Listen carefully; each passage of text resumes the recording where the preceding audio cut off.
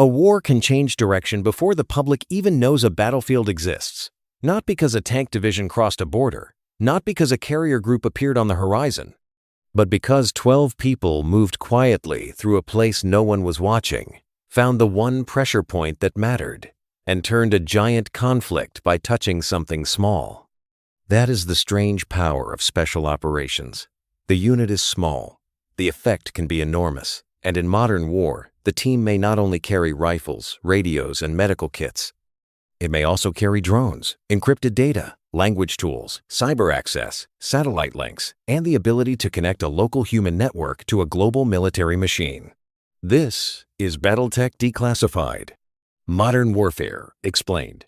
Special operations are often misunderstood because movies focus on the raid, the door, the night vision, the helicopter, the last 10 seconds of violence, but doctrine sees something much bigger. Special operations are not just elite soldiers doing dangerous things.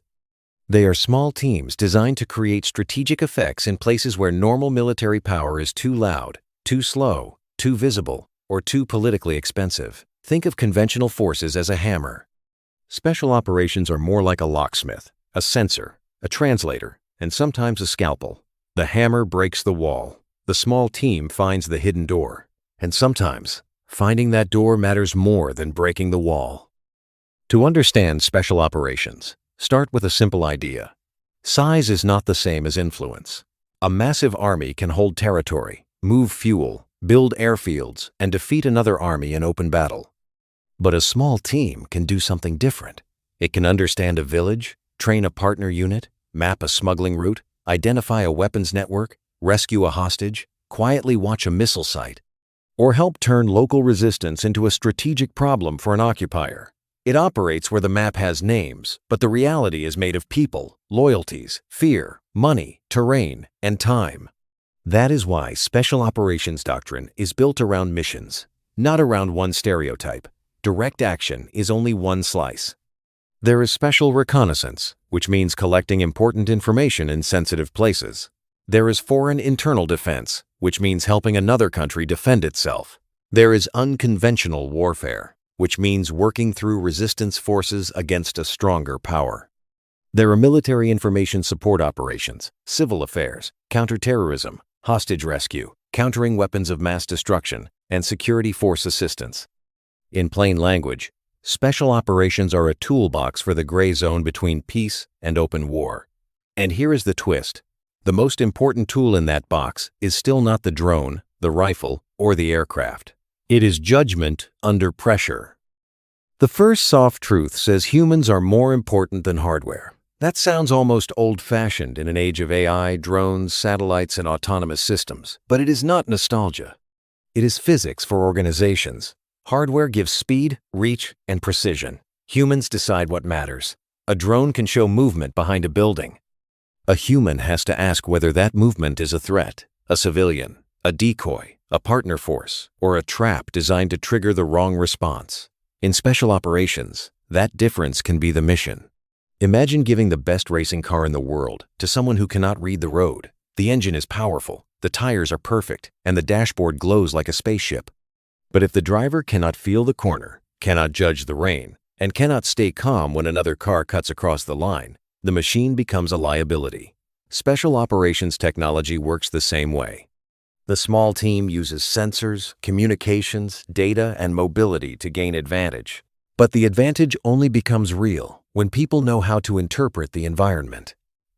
The future of SOCOM technology is not man replaced by machine. It is man multiplied by machine. And that changes the shape of war in a way most people still miss. For most of the post-9/11 era, the public image of special operations became tied to counterterrorism, night raids, high-value targets, small assault forces moving fast, intelligence feeding operations, operations feeding intelligence, and a constant pressure cycle against networks. That era shaped equipment, training, aircraft, communications, and the myth around special operations. But great power competition is a different weather system. It does not always give you a clear target. It gives you contested airspace, electronic warfare, satellites watching from above, cyber activity below the surface, proxy forces, political risk, and adversaries who study every American habit. So the question changes. It is no longer just, can a small team strike a target? The harder question is, can a small team survive, sense, influence, and connect inside a contested environment where the enemy is also hunting the network? In that world, special operations become less like a thunderclap and more like a nervous system. They help the larger force understand the ground truth. They help partners become harder to break. They create dilemmas that force an adversary to spend attention in too many places. And sometimes, the best mission is not the one that ends with a loud impact. It is the one that changes the enemy's choices before the first public battle begins. The old image of commandos is a team moving alone in darkness. But modern special operations are rarely truly alone. They sit inside a layered web of support. Aircraft may move them. Satellites may connect them. Intelligence analysts may study patterns far away. Partner forces may provide local knowledge. Cyber teams may illuminate a network. Logistics specialists may keep a tiny footprint alive. Medical evacuation plans may shape what risks can be taken. The team is small at the edge, but behind it sits an entire system. This is where special operations become confusing to outsiders. The visible team may be only a handful of people, but the actual capability is a chain. Selection, language training, cultural knowledge, planning, aviation, intelligence, communications, legal review, partner relationships, and technology all have to line up. It is like watching a single chess piece move across the board and forgetting the whole game behind it. The knight looks alone, but the position gives it power.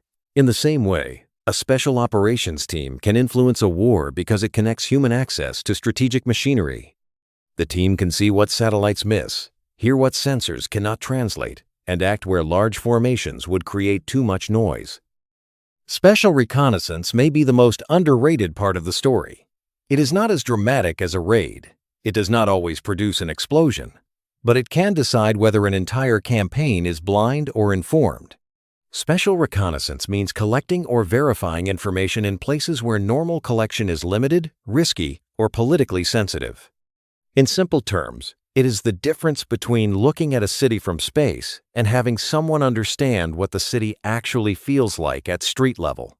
Modern technology changes this mission. A small team can use compact drones, unattended sensors, secure communications, mapping tools, electronic detection, and data links to feed the larger force.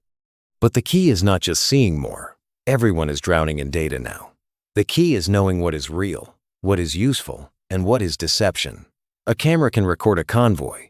A trained team can ask why that convoy moved at that time, why it avoided one road, why the local population reacted strangely, and whether the convoy is bait. That is why reconnaissance is not passive. It is an act of interpretation, and in a world of decoys, spoofing, and false signals, interpretation may become more valuable than the sensor itself.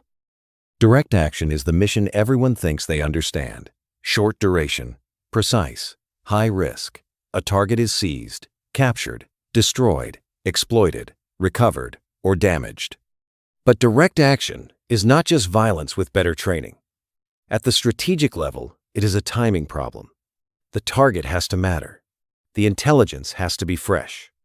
The political cost has to be understood. The extraction has to be possible. The mission must create more advantage than the risk it introduces. Otherwise, a perfect raid can still be a bad operation.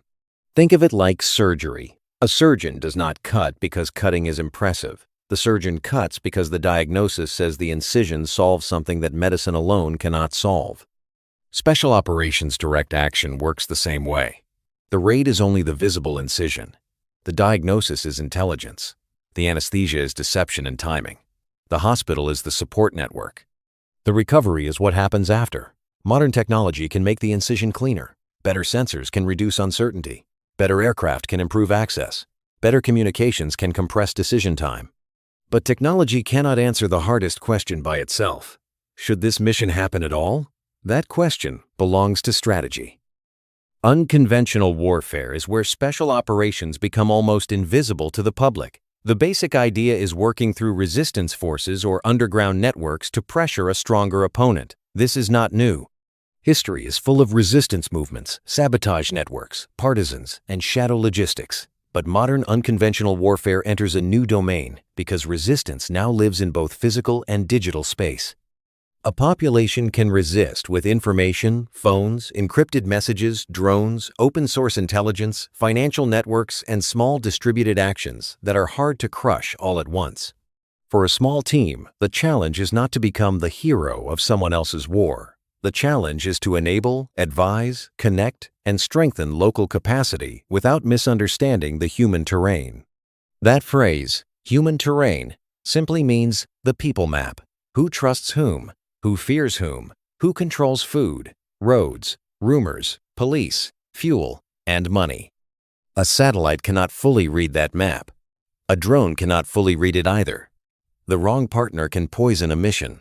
The right partner can turn a local struggle into a strategic headache for an occupier. That is why unconventional warfare is less like pushing a button and more like tending a fire in dangerous wind. Too little support, and it dies. Too much, and it exposes everyone. Foreign internal defense sounds boring until you understand what it prevents. It means helping a partner nation defend itself against internal threats, insurgency, terrorism, or instability. The public often notices special operations when something dramatic happens. But many of the most important effects happen when nothing dramatic happens because a partner force becomes strong enough, disciplined enough, and trusted enough to handle problems before they explode. Prevention rarely gets a movie, but prevention can be the entire point. Picture a dam holding back floodwater. If the dam stands, nobody films the dry village and calls it victory. They only notice when the dam fails. Foreign internal defense is often like strengthening the dam. Training, advising, planning, logistics, leadership, communications, and medical capability all matter, but the real question is legitimacy. Can the partner force protect its own people without becoming another source of fear? If not, tactical training may only sharpen a bad tool. Technology can help with communications, surveillance, mapping, and command systems. Yet here again, hardware is not the center. The center is trust. A partner force that knows the terrain, understands the population, and acts with discipline can do what outside power cannot. It can remain after the visitors leave.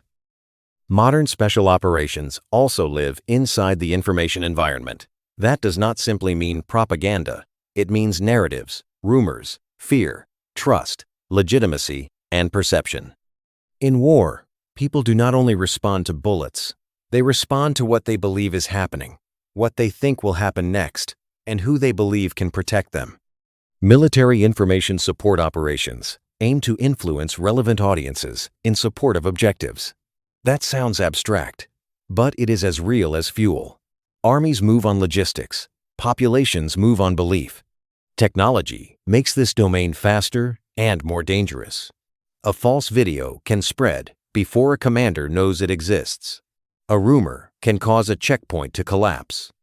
A local lie can become an international narrative by morning. Special operations teams, because they often work close to partners and populations, can become important sensors in this environment. They can understand what messages land, what messages fail, and what local fears are being exploited. But the danger is obvious. Influence without credibility becomes noise. Credibility is hard to build and easy to burn.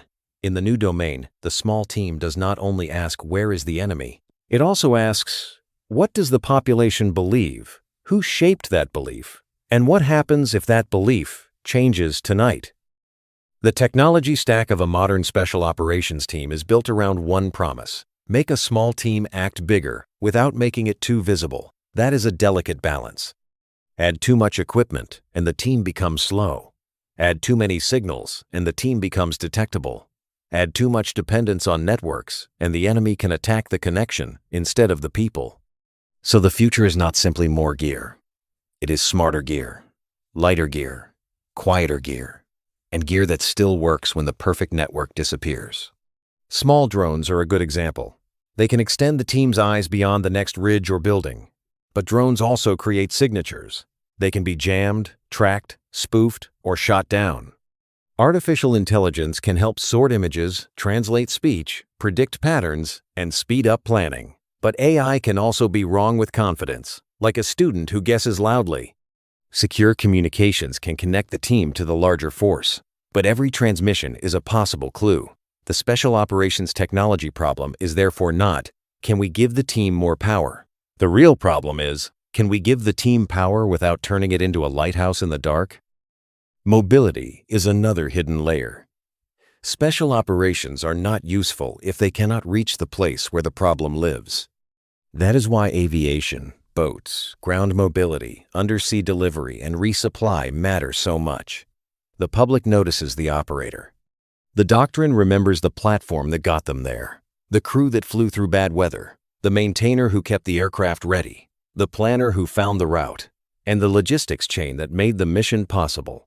In contested environments, mobility becomes harder. Air defenses push aircraft farther away. Satellites and drones make movement more visible. Electronic warfare can interfere with navigation and communication. Maritime approaches can be watched by sensors. Ground routes can be mined, surveilled, or politically restricted. So special operations mobility has to evolve. It needs stealth, range, deception, autonomy, and distributed support. But the old truth still applies. A mission that cannot be inserted, supported, and extracted is not a plan. It is a wish. This is why technology, like long-range aircraft, unmanned systems, compact sensors, and resilient navigation matters. They are not shiny extras. They are the bridge between intention and presence. Without that bridge, the small team never arrives. There is a strange paradox at the heart of special operations. The team must be connected enough to matter, but independent enough to survive. If it is too disconnected, it becomes blind and isolated. If it is too connected, it becomes traceable and dependent. This is the new communications dilemma. In older wars, radio was a lifeline. In modern war, the lifeline can also become a tripwire. The enemy may not need to understand every message. Sometimes detecting that a message happened is enough. So, the future of special operations communication is about discipline, resilience, and choice. When to transmit, when to stay silent, when to use satellite, when to use line of sight, when to pass data through a partner network, when to rely on pre-planned intent instead of constant command input. This is like deep-sea diving. The diver needs oxygen from the system, but the diver also needs training to function when the system is limited. Special operations teams have always valued mission command, which means understanding the purpose well enough to adapt without waiting for permission every minute. In a jammed, spoofed, watched battlefield, that idea becomes even more important.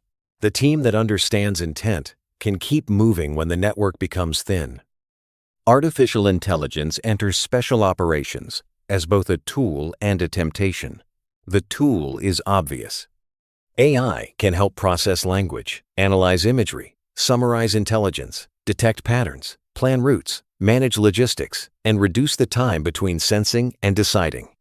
For small teams, this matters because they cannot carry a full headquarters on their backs. AI can become a compact staff assistant, a translator, a pattern spotter, and a warning system. It can help a team notice what tired humans may miss. But the temptation is dangerous. AI can make uncertainty look cleaner than it is. It can compress messy reality into a confident answer.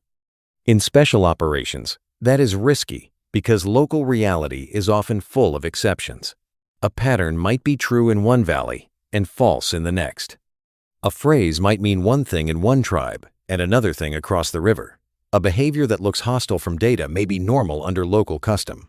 This is why AI should be treated like night vision. It helps you see, but it does not tell you what you are looking at.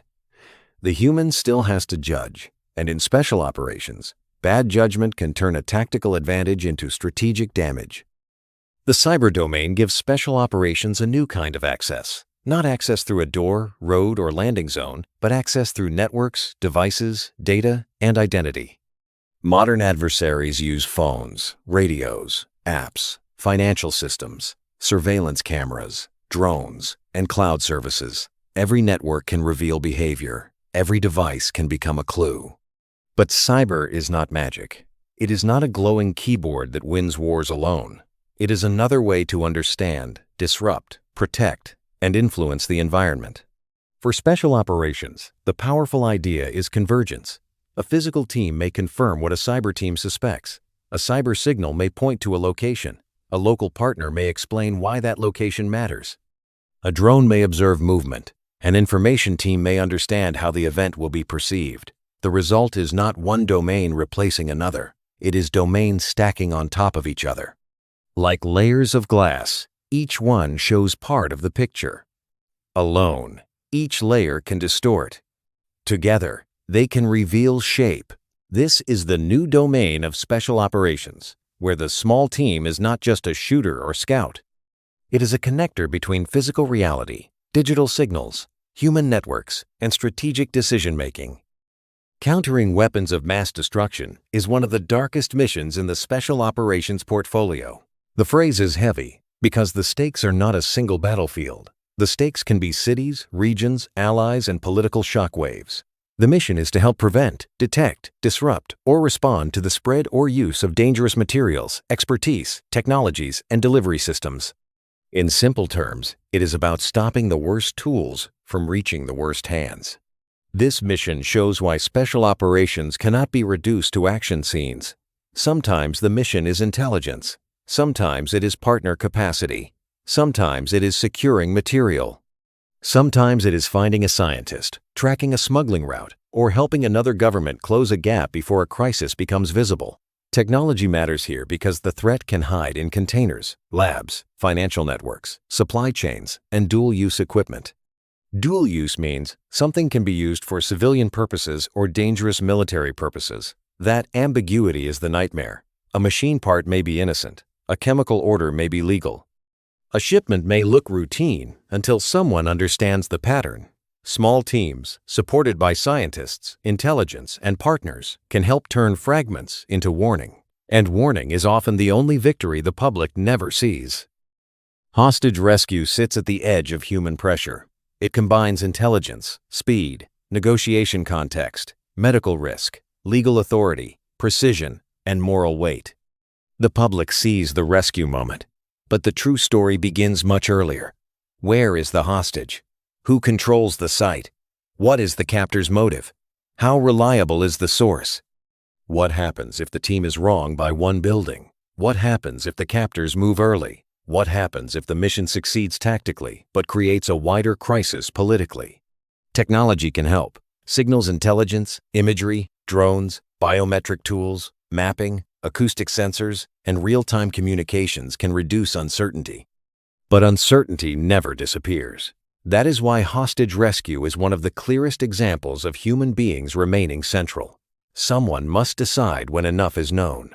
Someone must weigh speed against risk. Someone must understand that every minute can save a life or close a window. Imagine trying to solve a puzzle while the pieces are moving, the picture on the box is missing, and a clock is counting down in another room. That is the environment. Special operations teams train for that pressure not because they love danger, but because hesitation and recklessness are both deadly. The mission lives between them. Civil affairs may sound softer than other missions, but it can shape the entire battlefield. Civil affairs teams work at the intersection of military operations and civilian life.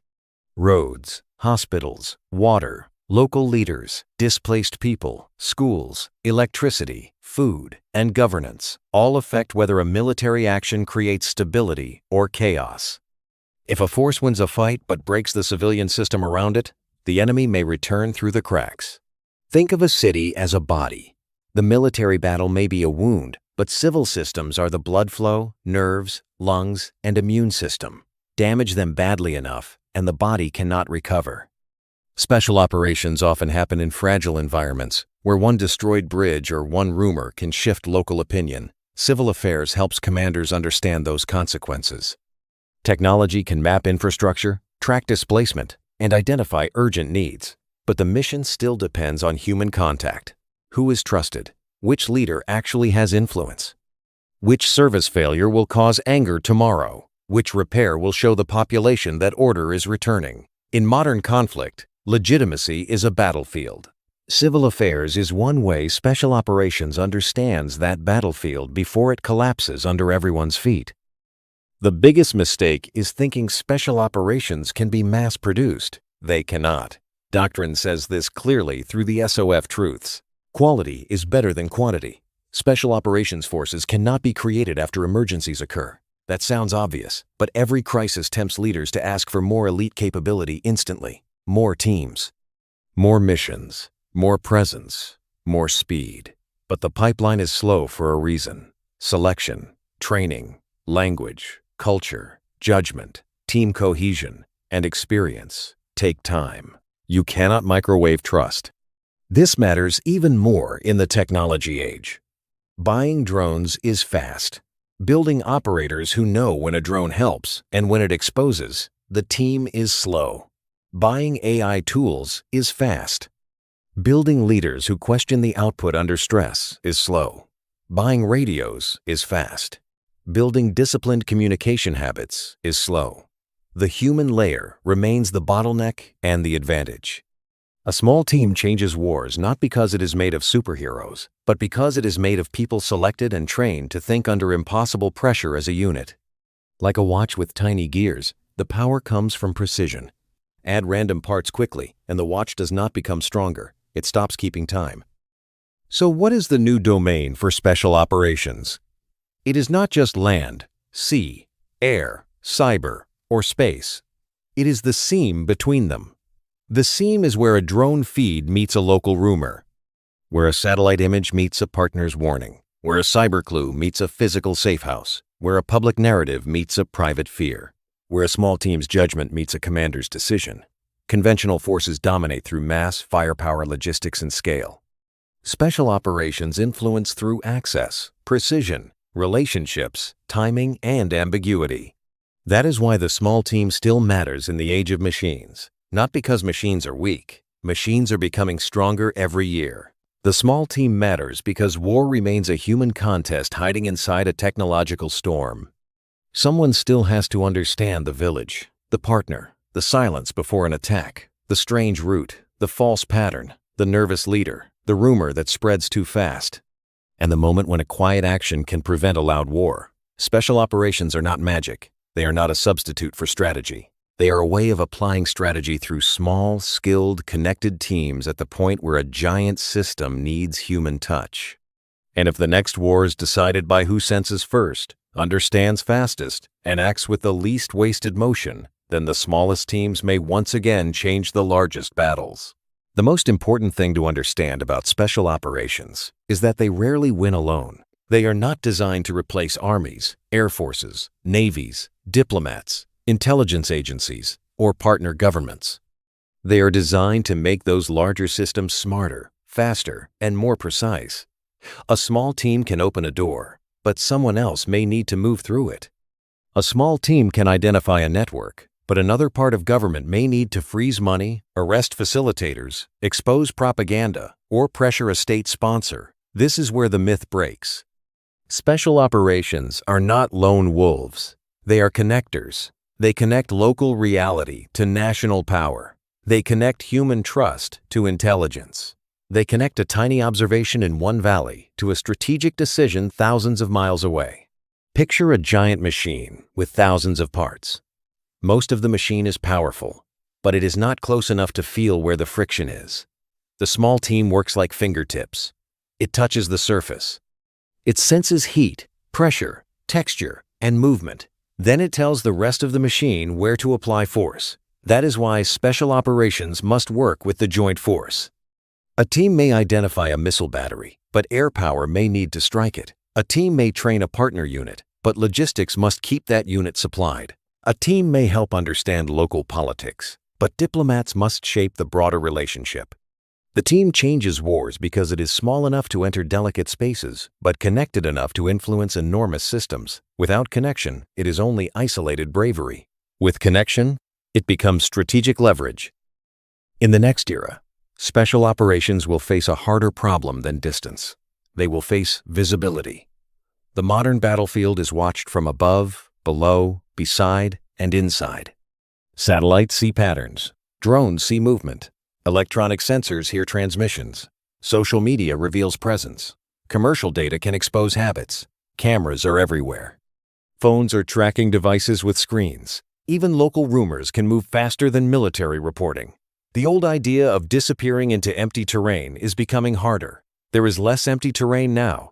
There are only places with different kinds of sensors. This changes the art of secrecy. Secrecy used to mean hiding from human eyes. Now it can mean hiding from algorithms, signal collectors, metadata, heat signatures, and pattern analysis. A team may avoid being seen physically, but still reveal itself through a burst of communication, a purchase pattern, a vehicle route, or a drone launch. It is like trying to walk through snow without leaving footprints, while someone also watches your breath, your phone, and the path you usually take home. For special operations, the answer is not simply better camouflage. It is signature management. That means controlling what the team emits, what it touches, what it changes, and what pattern it creates. In the future, the quietest team may not be the one that makes no sound. It may be the one that looks so normal to enemy sensors that no one notices it mattered until the situation has already changed. Deception becomes more important when everyone is watching. If an adversary can see more, the answer is not always to hide everything. Sometimes the answer is to show the wrong thing, at the right time, in the right way. Special operations have always used deception, but modern technology expands the chessboard. A false signal can pull attention away. A visible movement can conceal the real movement. A drone can act like a scout, a decoy, or a messenger. A cyber trace can point in one direction, while the physical action develops somewhere else. But deception is dangerous because it has to fit the enemy's expectations. Bad deception looks like a fake mustache in daylight. Good deception looks like something the enemy already wanted to believe. That is the craft. If the adversary expects a raid, perhaps the real operation is influence. If the adversary expects cyber activity, perhaps the real operation is partner training. If the adversary watches the obvious road, perhaps the real route is political, not physical. Special operations can be powerful here because small teams can shape ambiguity. They can make the enemy guard too many doors, waste too much time, and mistrust too many reports. In war, attention is ammunition. If a small team can force a large opponent to spend attention everywhere, it has already changed the balance. Not by destroying the enemy, but by making the enemy slower inside its own mind. The Indo-Pacific shows why special operations are moving into a new domain of distance, islands, partners, sensors, and denial. This is not a battlefield where every problem is solved by rushing forward. The distances are huge. The sea is wide. The airspace may be contested. The islands matter. Local relationships matter. Access matters. A base, a harbor, a runway, a fuel point, a radar site, or a trusted partner can become more important than a dramatic firefight. In this environment, small teams can help create options before a crisis becomes a war. Think of the region as a massive board game where the squares are spread across water. Conventional power needs places to stand, refuel, repair, communicate, and sense. Special operations can help prepare those places with partners, understand local conditions, support resilience, and complicate enemy planning.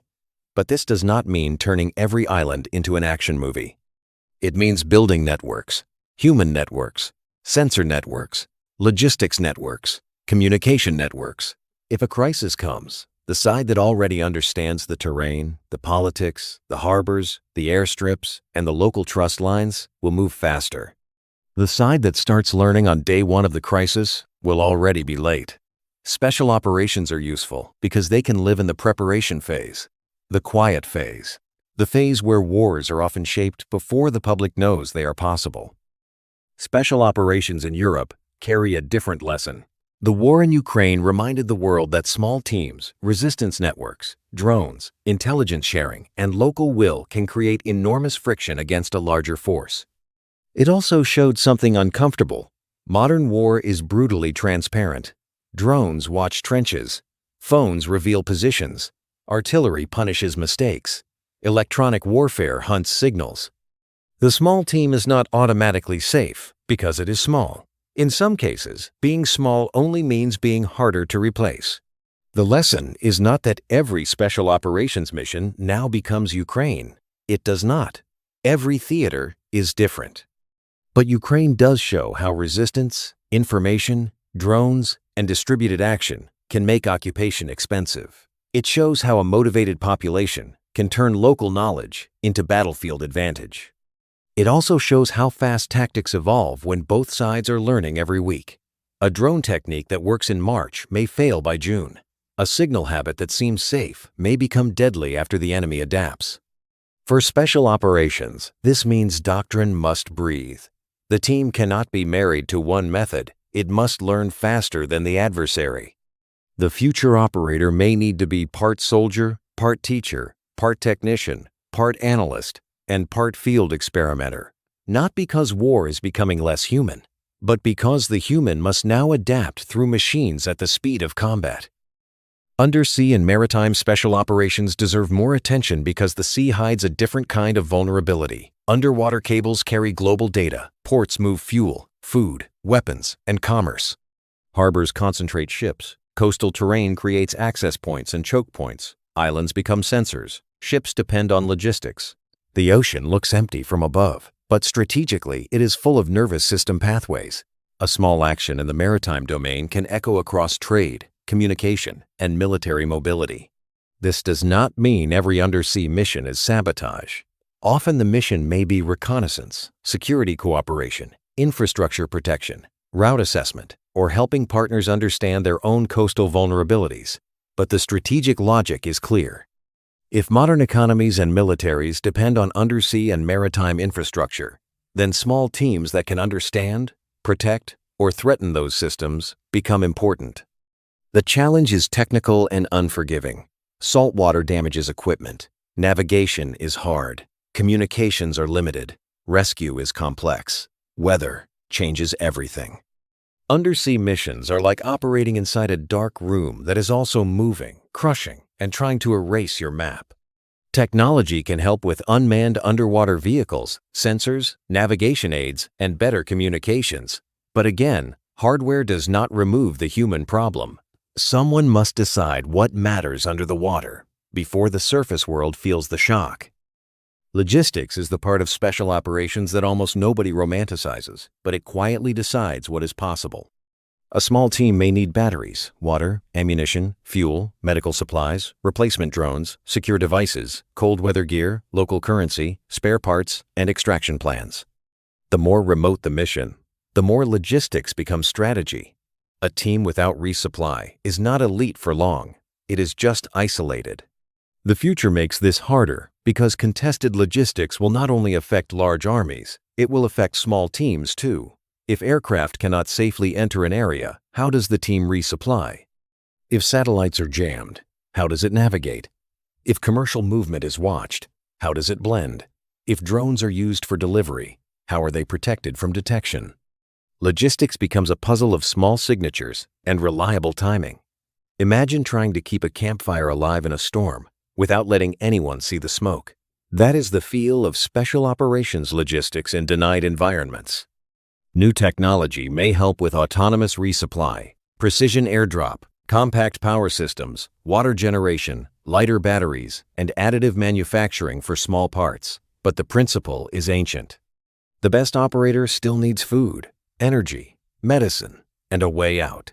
Strategy fails when logistics becomes a wish list. Medical capability is one of the quiet revolutions inside special operations. In small teams, medicine is not a support detail. It is part of combat power. A wounded teammate can change the mission instantly.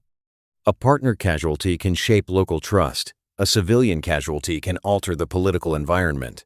The medic is not just someone carrying bandages. In many cases, the medic is a highly trained decision maker working in darkness, noise, stress, and uncertainty, sometimes far from a hospital. Technology can improve survival. Better blood products, portable monitoring, telemedicine, compact surgical tools, evacuation planning, and improved training can extend the golden window after injury. But the medical challenge is not only physical, it is moral and strategic. Who gets treated first? Can the mission continue? Can extraction happen? Will using a helicopter expose the team? Can a partner force maintain trust if casualties are handled poorly? This is where special operations medicine becomes part of the larger story. The team's ability to save life under pressure affects confidence, cohesion, and legitimacy. A small team that knows it can care for its own people and its partners can take risks more intelligently. And in the new domain, where teams may operate farther from traditional support, medical resilience may become as important as firepower. The psychological side of special operations is easy to overlook because the physical standards are so visible. Selection looks like endurance, strength, cold, hunger, navigation, swimming, running, and pain. But the deeper selection is about judgment, when the body wants to quit and the mind wants shortcuts. Special operations need people who can think clearly while tired, remain calm while afraid, and work with others while under pressure. The enemy is not only outside the wire. Sometimes the enemy is panic, ego, impatience, or tunnel vision. This matters because technology can make people feel more powerful than they are. Better sensors can create the illusion of certainty. Better weapons can create the temptation to act too quickly. Better communication can invite micromanagement from far away. A mature operator must resist all three. The best small teams are not reckless. They are disciplined. They know when not to shoot. They know when not to transmit. They know when the mission has changed. They know when pride is becoming dangerous. Think of them like mountain climbers. The summit is not the only objective. Getting back alive is part of the objective. In special operations, success is not measured only by courage. It is measured by whether courage was used with control. That is why the human layer remains the hardest technology to build. Special operations also depend on language and culture in ways that machines still cannot fully replace. Translation software can help with words. It cannot automatically translate trust. It cannot tell you why someone pauses before answering, why a joke failed, why a local leader is respected publicly but ignored privately, or why a village seems calm while everyone is quietly preparing to leave. Culture is the operating system underneath behavior. If you do not understand it, every signal can be misread. This is why regional expertise matters. A team that understands language, history, religion, tribe, class, local economy, and old grievances has more than information. It has context. Without context, power can become clumsy. With context, even a small action can be precise. Imagine trying to fix a watch while wearing gloves in the dark. That is military action without cultural understanding. You might touch the right part, but you can also break the whole mechanism. Technology will make translation faster. It will help map networks. It will summarize documents and scan media, but it cannot fully replace years of human learning.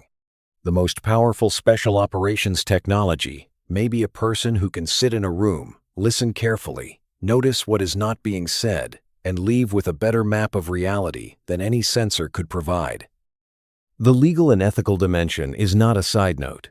It is central to special operations because these missions often happen in sensitive spaces, across borders, with partners, near civilians, under political constraints, sometimes in places where escalation must be avoided. This means the question is not only, can the team do it?